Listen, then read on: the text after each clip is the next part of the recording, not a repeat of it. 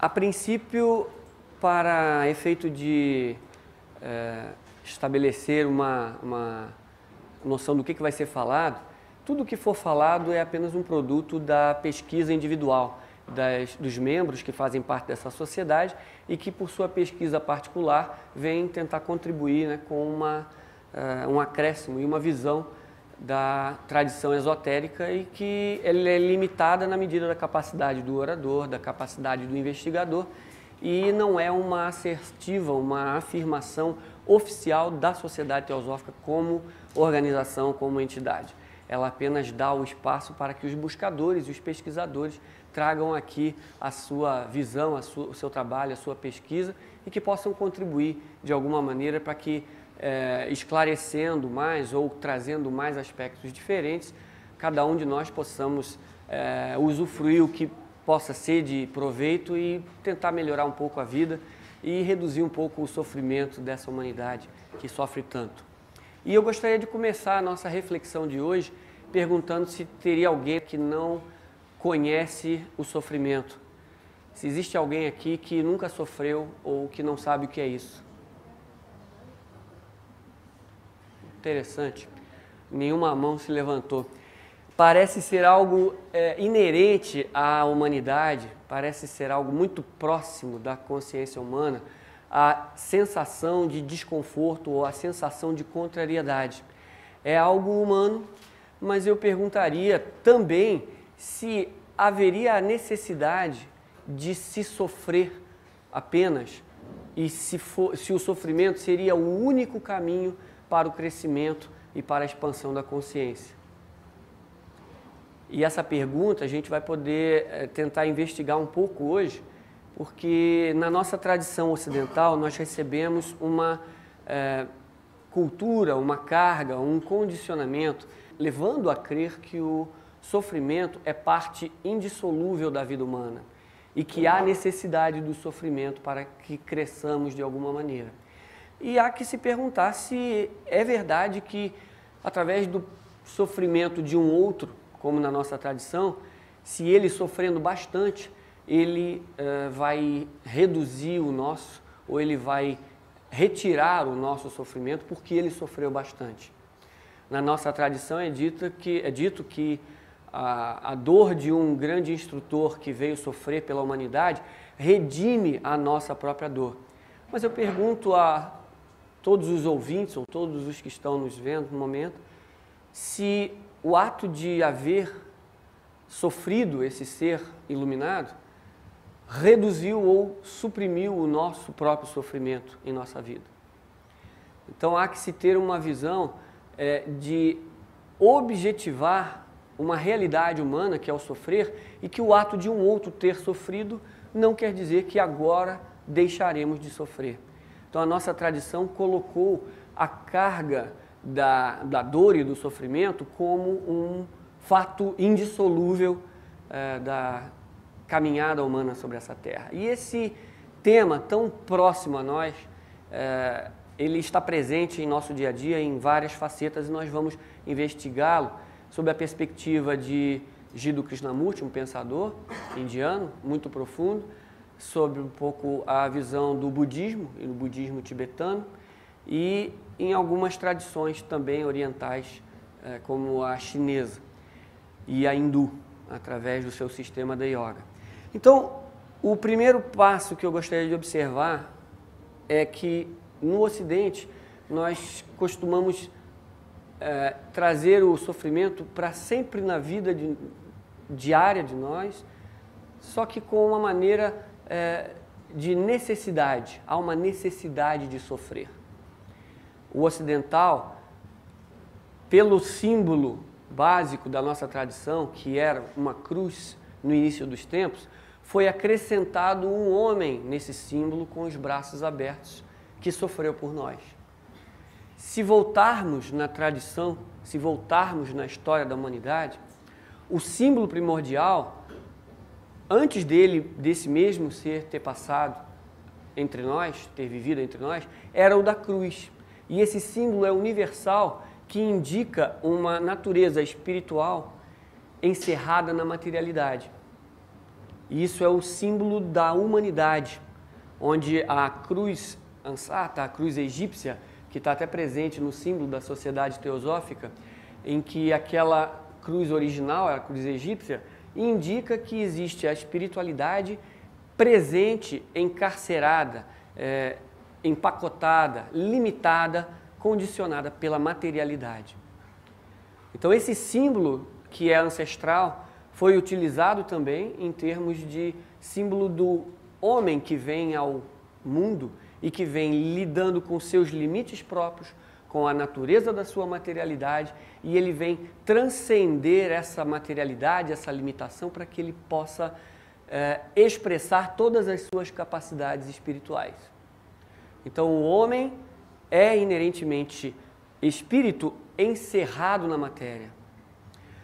Só que matéria e espírito não são opostos necessariamente, são estados de materialidade que têm sua vibração própria, e que o estado na materialidade é um estado de busca de sensações, de experiências anímicas, e que não estão necessariamente em combinação com a natureza espiritual, que busca a verdadeira experiência, a verdadeira conexão com os mundos da realidade, que não são necessariamente tão densos e tão grosseiros quanto os níveis mais densos, os níveis chamados materiais.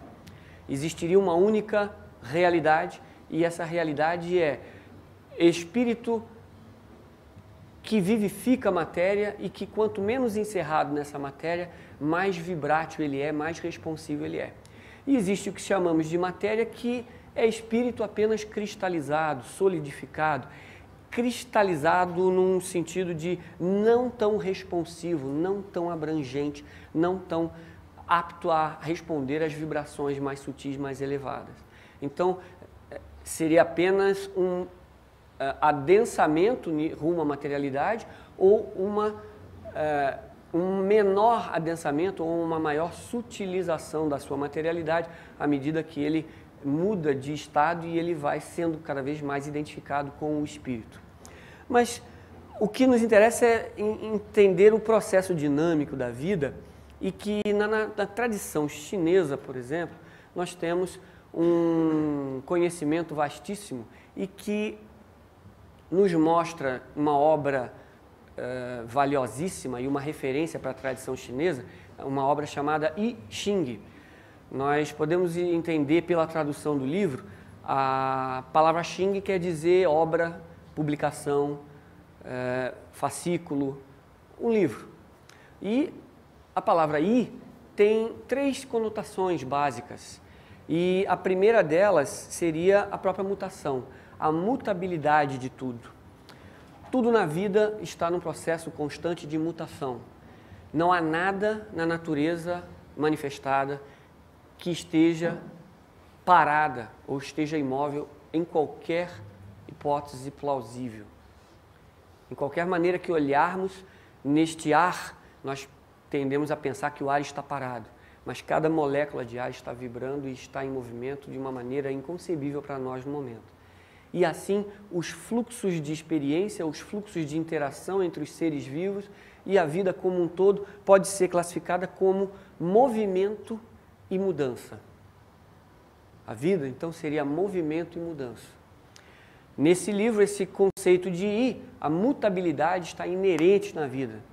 Só que existe também uma outra conotação nessa palavra I, que é a ideia de fácil e simples. Tudo muda com uma facilidade e uma simplicidade impressionantes. A tendência natural das coisas é modificar-se, é alterar-se, por causa do fluxo inconstante de impactos da vida, de movimentos interconectados, e que nós vamos encontrar rapidamente qualquer situação em uma nova situação, em um novo estado. Então a vida, a mudança, ela é fácil e simples.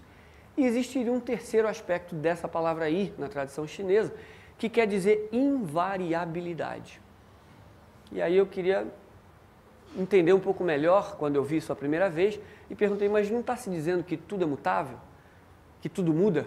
Como é que tem alguma coisa invariável? E aí a resposta clara e lúcida de quem estava me explicando me disse que justamente o ato de mudar, a mudança em si, é a única coisa invariável. Tudo muda, menos a mudança. A mudança é a única coisa que não muda, está sempre mudando. Isto é invariável. Então, invariavelmente, a mudança ocorre. É a única coisa que não muda. Então, desses três aspectos de conhecer a tradição chinesa, desses três aspectos nós podemos ver que muda-se constantemente as situações e aquela consciência que não souber se adaptar, observar a nova configuração da vida, observar a própria mudança em movimento, ele fica incapacitado de responder aos novos desafios que se apresentam. Portanto, ele estará em oposição ou em não compreensão com os processos de mudança e ele sentirá o primeiro sentido de dor e o primeiro sentido de insatisfação pelo ato de não estar compreendendo o processo de mudança. Um exemplo simples. Uma criança vem crescendo e ela deixa de ser criança. E nós, se não entendermos o processo, estaremos tratando um jovenzinho como uma criança. Mas o tempo já passou, ele não pensa mais como criança e se nós não nos adaptarmos, nós vamos tratá-lo como criança. E vamos estar causando dor àquela criança, aquele jovenzinho, por exemplo, que quer ser tratado como um jovem, como um ser que está pensando, questionando. E nós, infelizmente, por não enxergarmos a nova realidade, estaremos causando dor, estaremos não lidando com a realidade como ela é. E, portanto, não agindo em convenientes maneiras, de maneiras mais harmoniosas, integradas e compreensivas. Logo, a capacidade de ver a mudança, a capacidade de ver o movimento da vida e de se deixar levar pela mudança, deixar levar no sentido de agora eu estou andando junto com ela, não parar no tempo, não parar no espaço e dizer que não, isso não pode mudar, isso não deve ser assim. O problema é que já é, o problema é que já mudou. E nós estaremos nos opondo à vida se nos negarmos a aceitar o seu intrínseco processo de mudança. Logo estaremos causando dor e sofrimento. Então o chinês já nos mostra com essa introdução básica ao seu livro, o Sagrado Livro das Mutações, que há um sentido na vida que muda e que o ser humano deve olhar a vida como ela é no momento presente, para que não cause dor a si e que não cause dor aos outros pelos seus atos em desacordo com as circunstâncias como elas são, ou como elas se apresentam naquele momento. Então, a China pode trazer muita coisa e se olharmos as alternâncias dos seus ciclos do Yin e do Yang na tradição chinesa, nós poderemos ver que de um processo onde existe muita intensidade em um aspecto da natureza, ali está a semente do oposto. E o processo cíclico e imutável vai trazer o oposto à baila e vai se fazer de novo o processo do claro e do escuro, do certo e do errado, do dia e da noite, do positivo e do negativo, do ativo e do passivo e assim por diante. A vida em movimento vai ser em ciclos, vai ser em alternâncias e nós deveríamos dormir à noite e trabalhar de dia. Nós deveríamos trabalhar no horário de trabalhar e descansar no horário de descansar. Nós devíamos ver quando é hora de agir e deveríamos ver quando é hora de não agir. Muitas vezes a não ação é a melhor ação que se pode fazer.